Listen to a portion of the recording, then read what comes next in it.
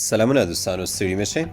دوستانو په نننۍ ویډیو کې درته د آریانا هوایي شرکت دریو نوي نوښتونو باره کې معلومات درکوم چې یو د یاد شرکت لخوا روزانه دوام پرواز پیل کول دي دوبۍ ته، بل ټیکټ نرخونو کې کموالی دی. د هغې ترڅنګ هغه مسافر ورونه چې دوی د افغانستان څخه دوبۍ په ترو نورو ملکونو ته تلل یا د نورو ملکونو څخه افغانستان ته تلل، هغوی لپاره دوی هم یو ډېر ښه نوښت کړی دی.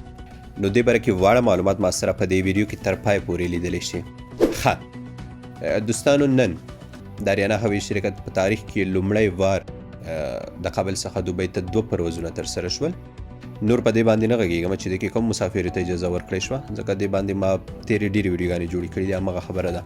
خو د خوشحالۍ ځای دا دی چې د دې نه پس په آریانا هوایي شرکت له لوري روزانه کابل څخه دوبۍ ته او دوبۍ څخه کابل ته 2 پروازونه ترسره کیږي.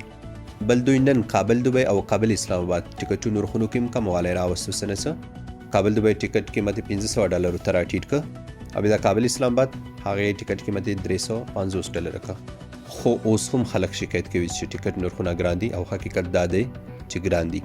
نو دې برخه کې آریانا هوایي شرکت اداره نور هم خلکو ته ډاډ ورکوي چې دوی به د دې ټیکټونو قیمتونو نرخونو کې نور هم کموالی راولي. بل زموږ ښه مسافر چې دوی اوس مهال په بهرنیو هیوادونو کې دي، غواړي چې خپل وطن ته لاړ شي یا د خپل وطن څخه نورو ملکونو ته، که هر ملک یې پروا نه کړي، دوی بالکل کولی شي چې کابل څخه دوبۍ ته، دوبۍ څخه کابل ته لاړ شي، یا کابل څخه دوبۍ ته او دوبۍ څخه هر هغه ملک ته لاړ شي کوم ملک چې د اسناد لري.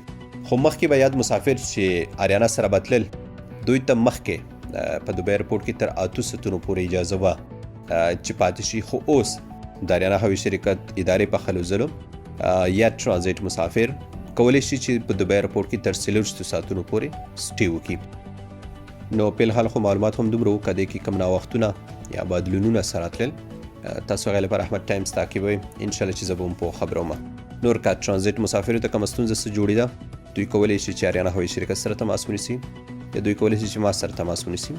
انشاءالله د ستونزه به آریانا هوایي شرکت په وخت حل کوي. په آخره کې ستاسو دعاګانو او سپورټ څخه زه د زړه له کومې مننه کوم. ها او آباد اوسئ.